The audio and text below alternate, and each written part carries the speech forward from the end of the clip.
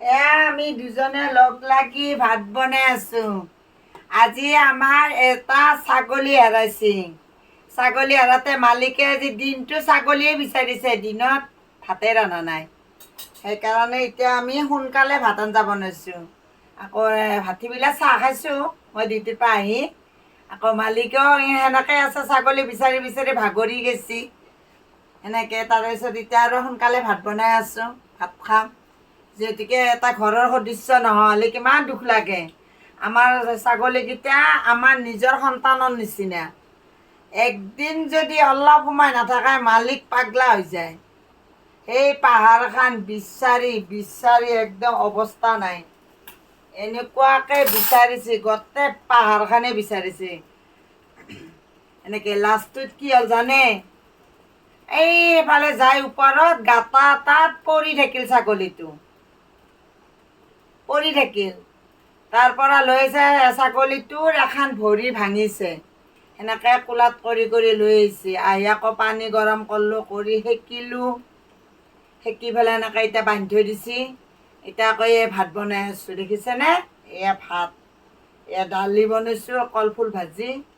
কলফুল ভাজি মানে এতিয়া নহয় দেই, কালি ৰাতিৰে। দিনততো খোৱাই নহ'ল, এইগিলা জাল্লাত এতিয়া আৰু খাম। আৰু হেৰি কৰিছে, দালি বনাইছে, এনেকৈ খাম আৰু। এতিয়া বনাই আছে এখেতে বনাই আছে মানে মোৰ কাষতে আছোঁ। কি কি বনাই আছে মই চাই আছোঁ, মই শিকি আছোঁ। নাজা মই শিকি আছোঁ নে? মই ভাত আঞ্জা বনাব শিকি আছোঁ। আমাৰ মালিকে কেৱল কে থাকে, মুখেদি মাত নলায়। সেয়া দেখিছে, এনেকৈ থাকে। আৰু বেছিকৈ কাষত কৈ থাকিলেও এনেকৈ দিব। সেইকাৰণে মই এনেকৈ থাকোঁ। আঞ্জাখন হৈছে, তৰকাৰী হৈ গ'ল। কণী ভাজব নেকি? এটা কণী আছে, দুটা আছিল, এটা খাই গ'ল।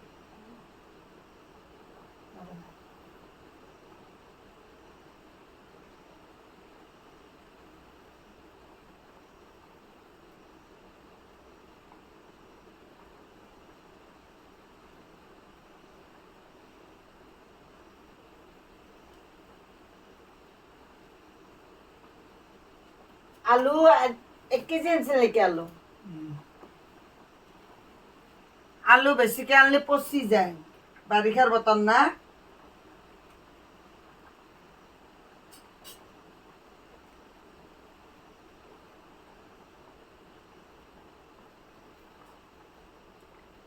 ঠিক আছে গাইজ, ভিডিঅ'টো চাব, লাইক শ্বেয়াৰ কমেণ্ট কৰিব, লগতে ছাবস্ক্ৰাইব কৰি দিব। ঠিক আছে, বাই বাই।